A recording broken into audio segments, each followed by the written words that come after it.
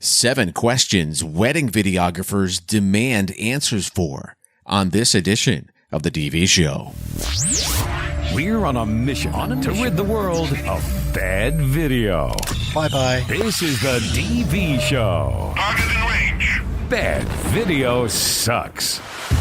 Welcome to this edition of the DV Show podcast. Brian is my name. Glad you can join us for this edition. We have all sorts of video-related questions delivered to us in various ways, email, voice, and when we're live, just hanging out on social media apps. So we compiled some great questions from wedding videographers for this week's podcast. They have some pressing issues that need attention, so we decided to invite 2 professionals to help with some of the answers. So Mark and Patricia, welcome to the DV Show. Let's get into our first question from email to start things off. The first question is, what is the state of wedding videography right now, especially after the pandemic? Well, if you set aside the issues with the economy, wedding videography has still been trying to kind of get their foothold as far as being one of the must-have vendors for a bride. And so, the national studies say around, about 1/3 of weddings have a professional wedding videographer. So there's definitely a lot of room to gain in the market share. Then with the economy coming around, a lot of people are in question. Is this a good time to get into it? Is it not? Brides are still getting married. Brides still want to have their memories for the future. And I've even seen some talks on internet forums of brides kind of reevaluating, what's my priorities for this wedding? And, when you look at all the things a bride can spend her money on, a lot of those things are there for that day and then gone. Where, your rings, your photography, your videography are the things that you get to keep. And so we're really looking forward to brides just taking a good close look at their budget and trying to figure out what is really important within this budget. And so we see, definitely future growth within wedding videography, despite the uncertain economic times that are ahead. All right, we'll take another question from email to get things started. Documentary-style wedding videos, are they in vogue? I think they're very much in vogue. It seems to be the hot thing with videographers right now is to do it more documentary, more live audio, which I think is highly important. Audio so separates us from the photography world. And I think that is very much, yes, in vogue in the videography world and very much appreciated by brides. So really what this means is that they're on their way out, basically, these documentary style, or are they becoming more popular? No, I is what think you're saying? They're on their way in. Well, I think really they're in, and I think as far as, it gets very tricky in the fact of what do you term as documentary? You know what I mean? Like, do you term old style, like what people have been doing for the last 10 years as far as just documenting the day in, let's say, A-B rolling the ceremony and not removing any excess, or therefore what I consider to be documentary would be, or what we would consider in vogue documentary, would be a lot of live audio. Do you want to chime in here and help me out? Just a lot of real time, not a highly produced production, not a lot of effects, not a lot of slow motion, a lot of real time. And more so kind of the way the day happened, instead of, creating more of a, just a highly enhanced production. Right. Because a lot of people would term like the cinematic and the documentary. The cinematic being a little bit more highly produced. For us personally, I don't like the true documentary, but we kind of take a more blended approach. I don't believe in throwing out the baby with the bathwater, and so while we did not depart from slow motion, maybe we've backed off the amount that we use. We still do use it, but I think there's just can be a more balanced approach to the whole, documentary versus cinematic presentation. Some great answers coming from the both of you. Thank you very much. Here's another one from email. Why do wedding videographers or videographers in general wear black? I'm assuming that it's a uniform. Why do they wear only black? Generally speaking, we wear black, all black, because we blend in more. But that's generally speaking. We've also done weddings on the beach. And in that instance, I did ask the bride, what would the groom be wearing? And she said he'll be wearing khaki pants and a white shirt. And so that immediately told us, well, if Mark wears all black and he stands back there behind the groomsmen, guess what you're going to see? This man in all black. So he didn't. He wore khaki pants and a white top that looks a lot like them. And he blended, being behind them, he kind of blended in, and you don't really notice him per se. Right. But I think that it's important, as a professional, you do want to blend in and be in the background, and you don't, want to be wearing bright colored clothes or, even the white shirt. And I noticed in the pictures from the bride that had, posted the letter, her videographer did wear. She mentioned when he came to her hotel room, he had on a jacket, but then he removed it. And most of the day, it looks like he went in his white shirt and probably black pants. And so that did make him stand out a lot, being in that white shirt. So in that instance, he would have been better had he been in all black. Well, and another goal that I have is when I'm at a wedding ceremony, wedding reception, whatever the case is, when I set my camera down, I want to be able to blend in like I was just a guest attending. And so, most of our weddings, the guys will wear jackets, suits, ties. And so, I am always going to have my jacket on. So, I just blend in as a guest. Some people say, you need to go all black. But I've seen some videographers go all black, but it may be, black slacks and just a black short sleeve polo shirt. If all the other guests are wearing suits and it's more formal, you're going to stand out if you're just wearing, a short sleeve polo shirt. And so, I always go black slacks, black shirt, and a black jacket. And then, depending on the circumstances, if it's in August and a lot of the guys are pulling the jackets off, I will pull my jacket off. But I have, the ability to kind of blend in and just look like I'm one of the guests if I do happen to set my camera down. Right. I mean, I'm reading this letter. I mean, I don't blame her, and maybe calling her Bridezilla is the wrong way to go. I mean, she really got what she paid for. You convinced me of that already. Do you think there was a lack of communication here between the bride and the videographer? I mean, she says, took off your dark coat to reveal a gleaming starch white shirt. At that moment, I knew that you were not skilled or experienced videographer. I mean, should have been there some kind of communication beforehand on what was going on and what to expect? I think beforehand is the absolute best. And that's why, as a videographer, if she's not asking you what you're going to be wearing, then I would ask them, what type of affair is this going to be? Is it going to be a black tie affair? Is it going to be a more casual wedding? Like, we've had garden weddings that were definitely more casual, or like I said, the beach weddings that are more casual. So, as a videographer, as a professional, when you are, interviewing these clients, being it online or by phone or in person, asking those questions. And a lot you can tell even by the venues they're using.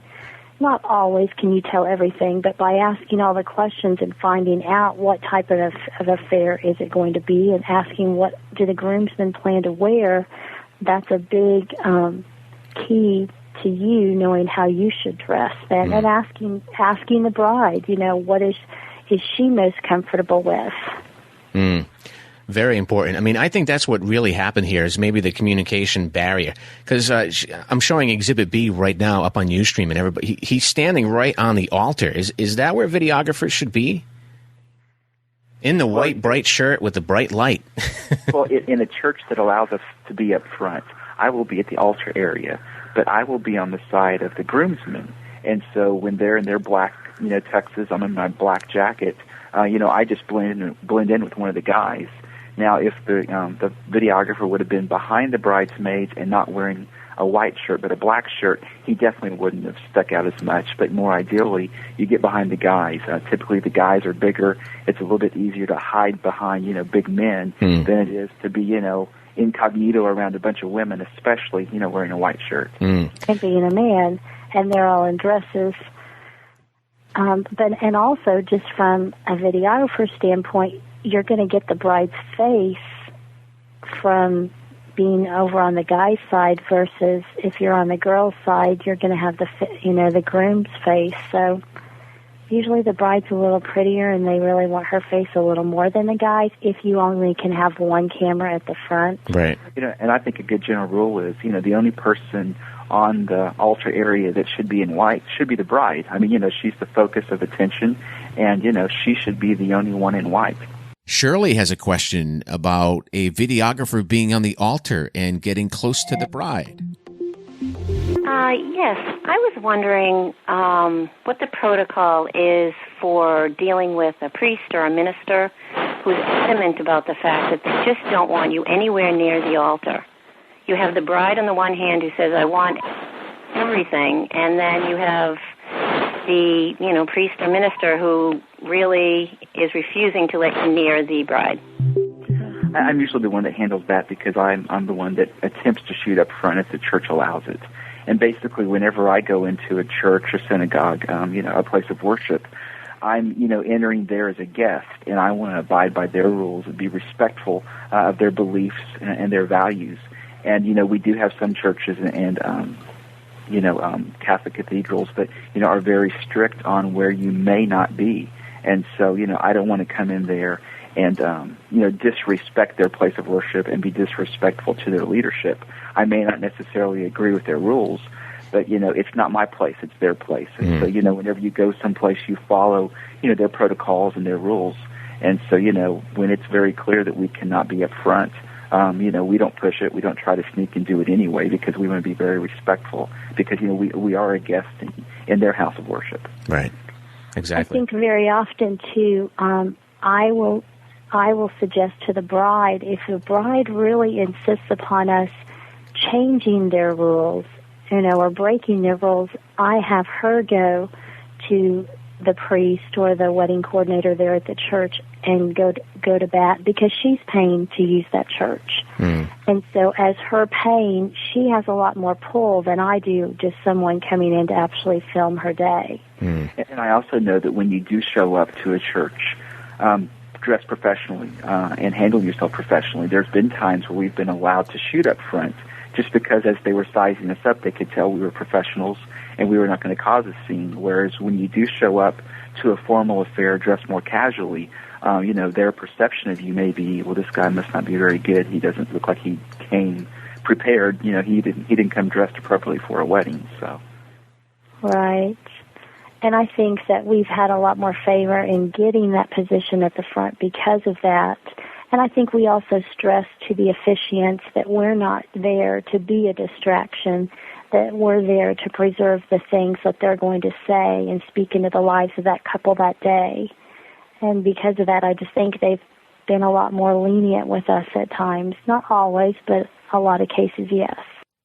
Dave has a question about keeping track of and handling family members the bride wants to be excluded from the video. Yeah, I was wondering, I've encountered situations where each set of parents of the bride and groom are divorced, and then they have their significant others are people that one side of the family may not like. And some people want everyone photographed and other people want them excluded. What should you do in that case? Who's paying the bill? I'm just saying it's who's paying the bill. And I think the couple have a lot to say. We're editing one right now that there is a divorce in the family, and one of the fathers that is of that divorce situation gave an extremely long toast. And the bride said, I don't want all of that toast. And, the bride and one of the other parents were paying the bill, and so I respect that, and that will hit the editing floor because of that. That is a tricky question, but I will say this. When I meet with the bride, I get the names of the parents, and that right there usually tells me if there's a divorce situation that we deal with. And if the last name is different, then I will usually ask, is there a divorce situation here, or kind of, give me the lowdown on the family, and I will, I will ask, does everyone get along? Because you want to know that going into it. I know one time Mark told this grandma and grandpa to get up close to each other like they liked each other, and they were divorced. And they said they had been for the last 20-some years. I'm not hearing Mark's response on that one. Well, what can you say? I mean, at least they were good sports about it. And he's like, well, we've been divorced a long time, but I'll stand close to her. I don't care. And we have another question about editing video. How long does it take? How many changes to accept? Let's talk about editing etiquette. I've read some posts on forums lately about this kind of thing, and, we rarely have changes requested to be made. I think I can think of one just more recently where, would you please take out the lady in the red dress? I really didn't want her there, but she was there on behalf of the groom's family, and the bride felt uncomfortable, but it was a very short little clip, and it was not a big deal. But really, we post a lot of our work online for the bride to preview. As we get portions done, we just post them online for them to preview. So we do a lot of online previewing. But even then, we're not changing a lot of stuff. I hear these videographers say, they get all these changes.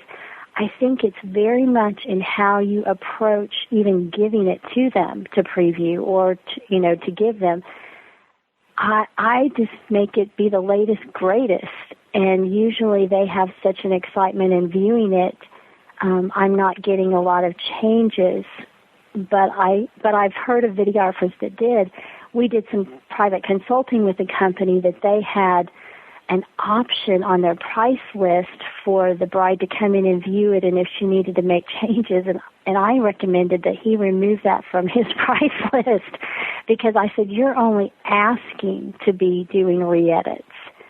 But in the case that a bride would ask for a re-edit, I'm in a very firm belief, and we're in a price range, we are on a higher end, that we can't afford to make a change, and I prefer to keep a happy customer rather than a disgruntled, unhappy customer. I'd much rather my bride be happy because she's going to, I want her telling good things about us, because an unhappy customer talks a whole lot more than a happy customer. I mean, and so I think it's important to keep them happy, but there has to be a balance. And, I hear these videographers making all these changes and not charging any extra fees.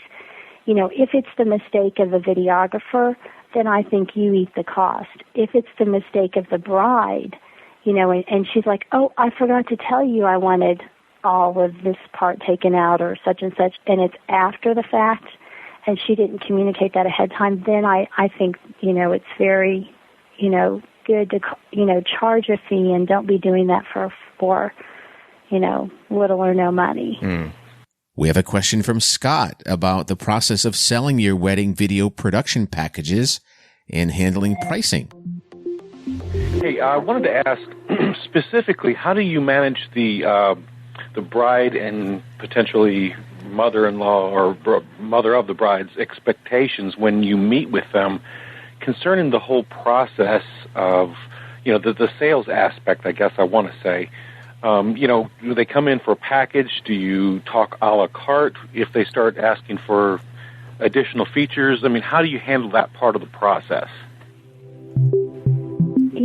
Typically a bride has seen us on the web, or, a lot of brides come in through our website, and they viewed the work there, and that's usually where they fall in love with the stuff. And then, our prices are not on our website for the purpose that if they were, we feel like probably most brides wouldn't even look at the work, because we are fairly high for our market. We're the highest. So in that respect, we really want to bait them and get them sucked in emotionally, and then them contact us.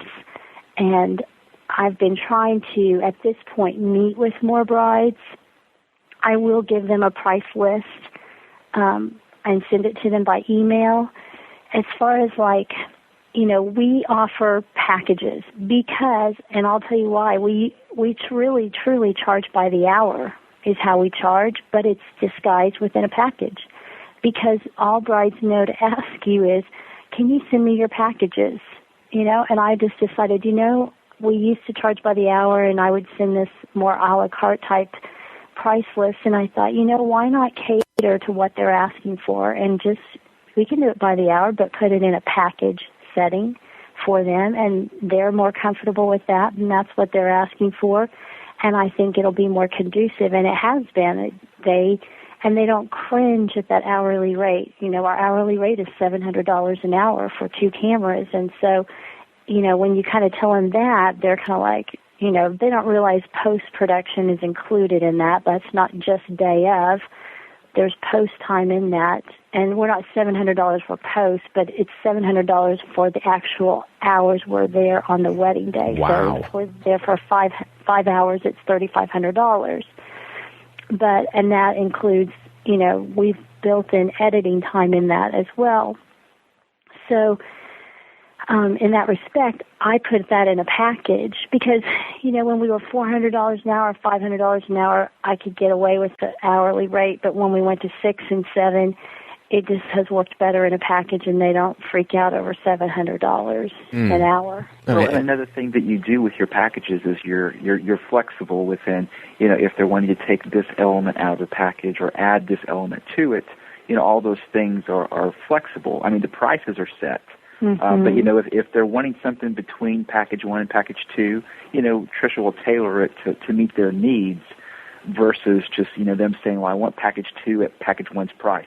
We don't negotiate off pricing, but we can add or take away from coverage to allow for their budget. We don't add a lot of extras in our packages. They are they're buying us for time. Once they go up to the middle and upper package, they are getting either a wedding day edit or a highlight is going to come with it. But the bottom package is fairly, just 4 hours of time, 2 cameras on the wedding day. Mm-hmm. And so, and actually that comes in at $3,000 because we decided this year for Oklahoma we would just build in our traveling. And we're not billing for traveling in Oklahoma, or pretty much in a radius of 2 hours or so away from us. We can travel. It's already built into the price. So if we're shooting in Tulsa, it's real good because we're making a little more money. If we're shooting over a couple hours away, the travel times, the expense is already built in there.